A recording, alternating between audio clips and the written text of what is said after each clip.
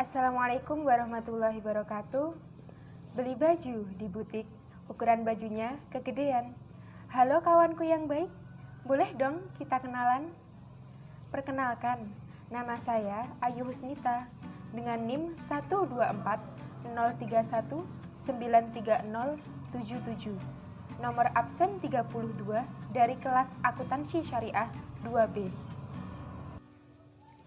Dalam kesempatan kali ini, saya akan mempresentasikan tentang reproduksi bacaan.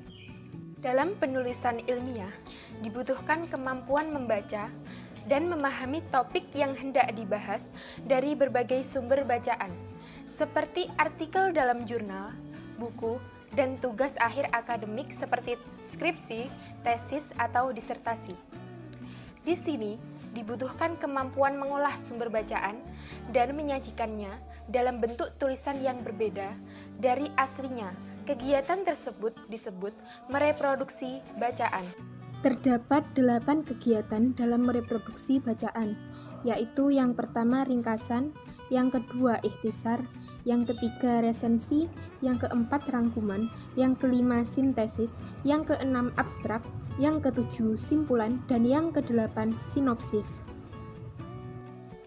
Ringkasan merupakan upaya menyajikan tulisan yang panjang dalam bentuk singkat dan padat. Dalam meringkas, segi bahasa harus diperhatikan karena harus menghilangkan hiasan-hiasan tulisan. Dalam penyusunan ringkasan, masih mempertahankan urutan pikiran penulis asli. Panjang ringkasan berkisar 1/5 atau 1/10 dari karangan asli. Cara meringkas. Pertama, peringkas membaca naskah asli seluruhnya beberapa kali untuk mengetahui kesan umum, maksud, serta sudut pandang penulis asli. Kedua, peringkas mencatat gagasan utama atau gagasan yang penting. Yang ketiga, peringkas memproduksi bacaan. Peringkas menyusun kembali suatu bacaan secara singkat berdasarkan gagasan utama yang dicatat pada langkah kedua. Sebaiknya gunakan kalimat sendiri dalam merangkai gagasan dengan tetap mempertahankan susunan gagasan penulis asli. Hal yang perlu diperhatikan, seperti gambar berikut ini.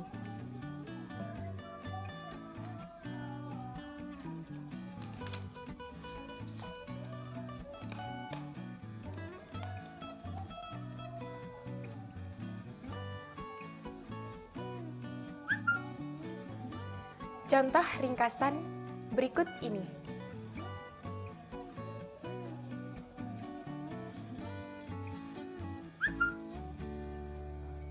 Yang kedua adalah ikhtisar. Ikhtisar merupakan menyusun inti dari sebuah bacaan. Dalam penyusunan ikhtisar, tidak perlu mempertahankan urutan isi dari karangan aslinya. Bentuk dari ikhtisar lebih bebas daripada bentuk ringkasan. Hal inilah yang membedakan antara ringkasan dan ikhtisar. Ciri-ciri dari sebuah ikhtisar adalah sebagai berikut. Yang pertama, bertujuan untuk mengambil inti dari sebuah karangan. Yang kedua, dengan bebas menggabungkan kata-kata tetap tidak menyimpang dari inti. Yang ketiga, urutan gagasannya tidak perlu dipertahankan. Yang keempat, merupakan sebuah tulisan baru yang ditulis ulang dari inti sebuah gagasan teks. Berikut contoh dari ikhtisar.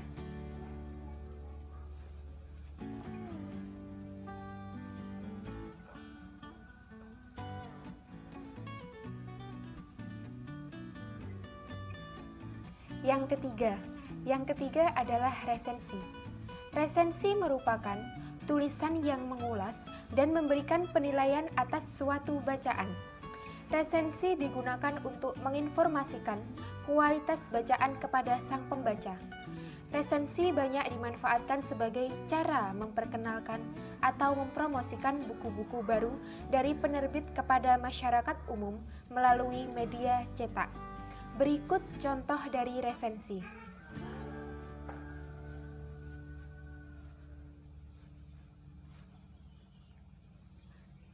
Yang keempat adalah rangkuman.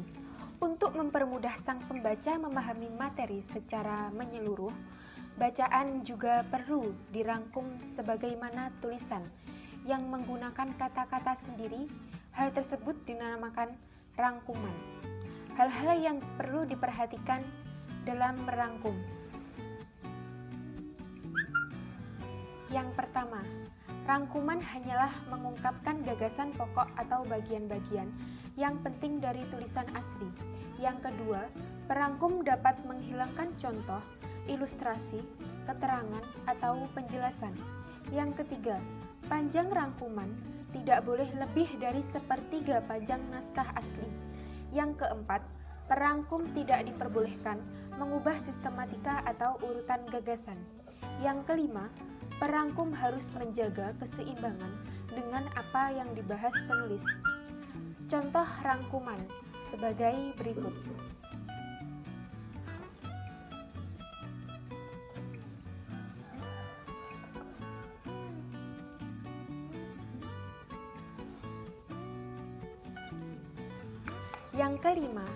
Yang kelima adalah sintesis.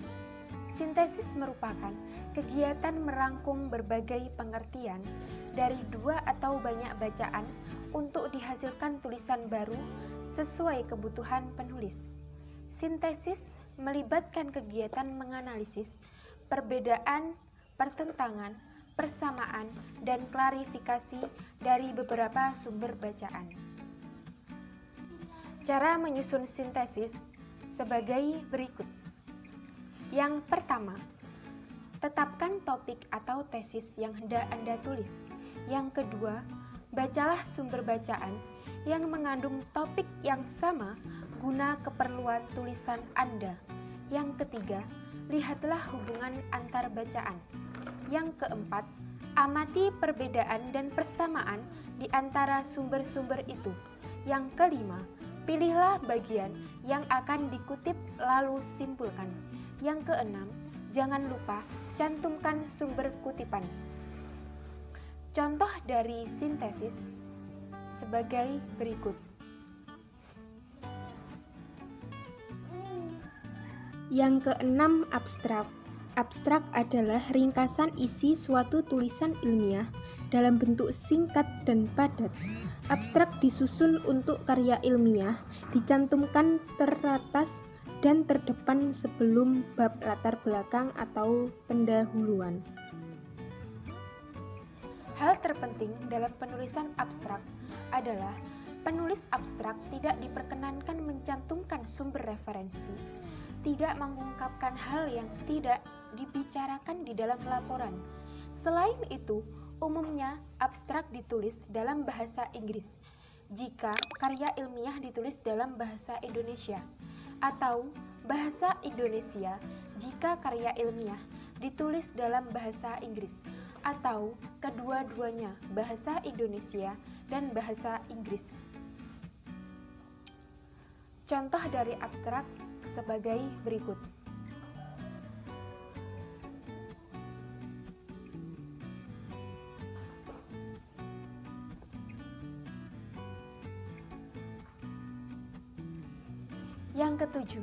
Yang ketujuh adalah simpulan.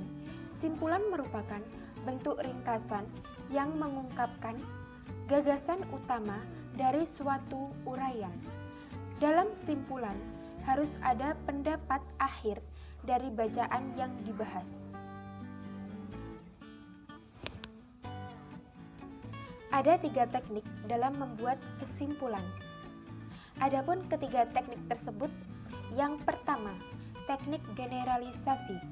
Fokus utama dalam teknik ini adalah membuat simpulan dengan menarik satu simpulan umum. Jadi, simpulan diperoleh melalui proses penarikan pernyataan secara umum dari kalimat-kalimat fakta sebelumnya. Yang kedua, teknik analogi.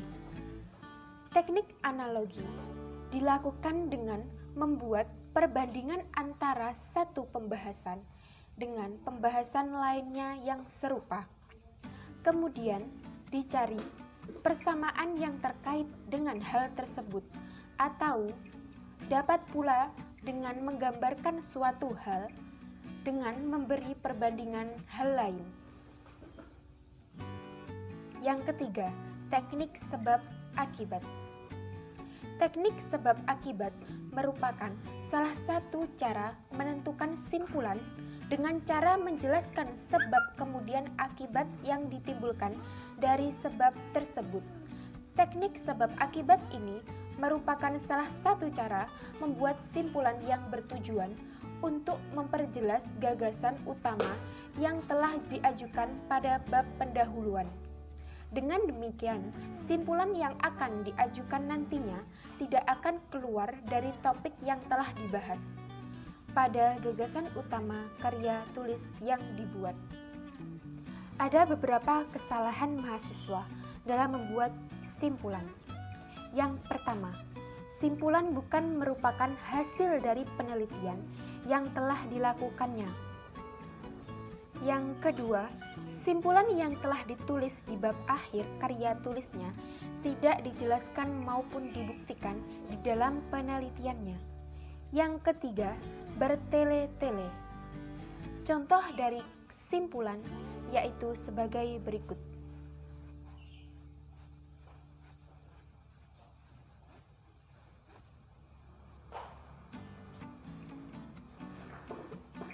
Yang kedelapan atau yang terakhir adalah sinopsis.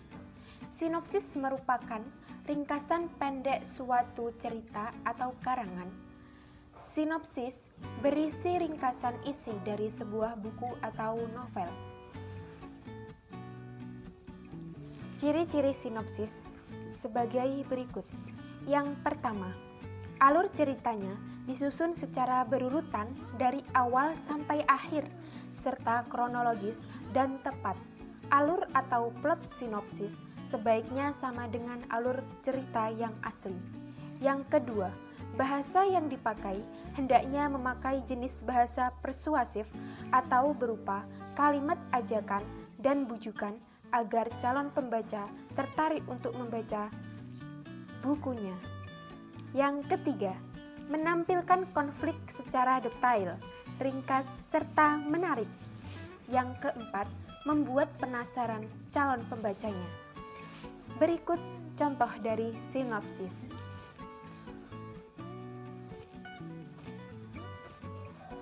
Demikianlah presentasi dari saya. Apabila ada kurang lebihnya, saya mohon maaf yang sebesar-besarnya. Semoga bermanfaat. Wabillahi taufik wal hidayah. Wassalamualaikum warahmatullahi wabarakatuh.